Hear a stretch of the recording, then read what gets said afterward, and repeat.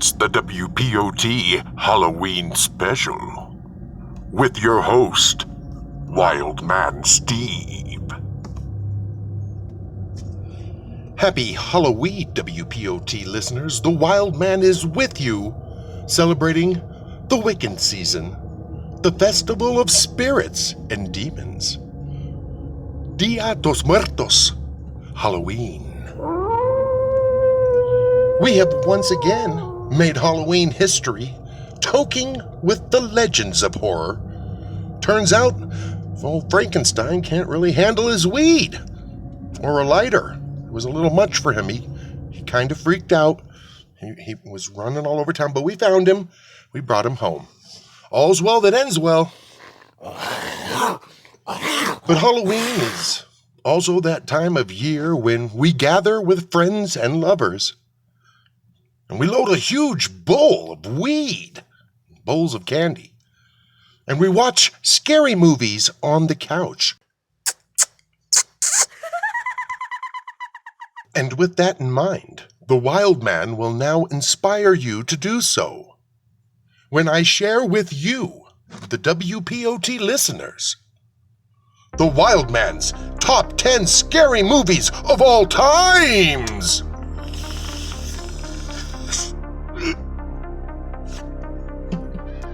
Number 10, a trilogy of terror starring Karen Black in 3 separate roles, playing a blackmailed teacher, a jilted lover, and a lady who brings a crazy-ass voodoo doll home, and when the chain comes off the voodoo doll, it attacks and stabs your legs. Now, I know that doesn't seem very scary to the WPOT listeners out there, but as a little child in the 70s, let me tell you, it was scary! Number 9! 1974's The Texas Chainsaw Massacre. Now, not a really good horror movie in my opinion, but very many people do think it is a great movie. I thought it was like horror mixed with Bugs Bunny cartoon sounds and effects. But there was one funny part when the guy in the audience watched Leatherface smack some dude who just walked in his house, and he screamed out, "You know, if Cuddy walked in my house, I'd do him the same." Number 8. Poltergeist, the 1982 blockbuster where little Carol Ann Heavey and the Fieldings could not get her out. They changed the channel, they called the cable operator, but it took a little old lady at the end to get Carol Ann out of the TV. Now, I know most people are like, Poltergeist, is that scary? Believe me, when you didn't know what Poltergeist meant and you walked into that theater, that movie was scary! Number 7! The Shining, the Stephen King horror classic, novel, and film that I watched on our first days of getting cable TV. That's right, Mom got cable, and I watched The Shining while I was in the bathtub. Big mistake, because the lady in the bathtub really messed me up for a long time. It wasn't even Jack Nicholson in his writing Jack is a dull boy over and over again. That lady in the bathtub messed me up for days. Number 6, The Sixth Sense. Of course, the horror classic starring Bruce Willis, directed by M. Night Shyamalan, about Haley Joel Osment and his ability to talk and see and help the dead. And then at the end of the movie, at the very end when it was all over, oh snap! Did you see how fat that kid got nowadays? Boom, he's huge. Number 5, Psycho. The classic Alfred Hitchcock thriller, the original OG slasher film that actually never showed any slashing. It was all done with camera tricks and angles where it looked as though the knife was penetrating the poor lady in the shower, but you never ever saw the blade cut skin ever, even though it was the first of its kind.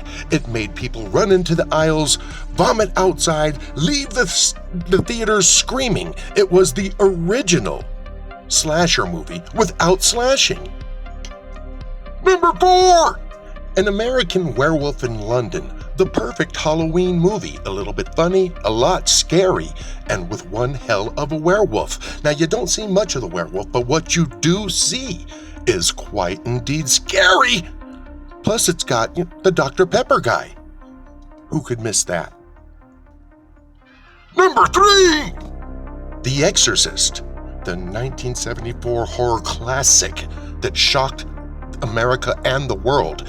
It was the most horrifying, ghostly experience that anybody had ever encountered on film. There's rumors of people that made the movie being haunted by spirits and evil demons, and there's people who say they were possessed by just watching the movie back in the 70s. I've seen it. It was disturbing. The thing that disturbed America most, I think, is it was the very first film where parents learned to be afraid of their children! The Exorcist. Ugh. If you want to go hardcore, that's a scary movie. Number 2! Halloween, the movie about the night he came home. Michael Myers, people, from the John Carpenter horror classic Halloween. The movie that made Northern California look like Illinois by simply spreading some leaves everywhere.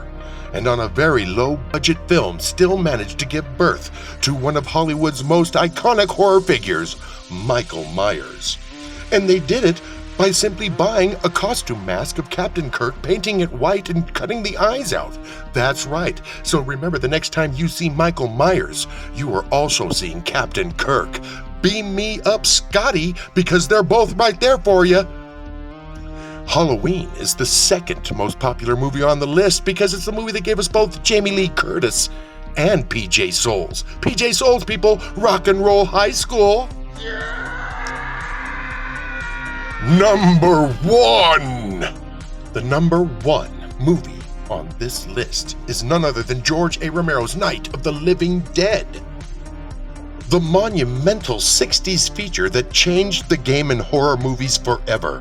It took the classic zombie out of Egypt and out of the mummy wrappings and created a flesh-eating monster that both horrified and intrigued moviegoers around the world.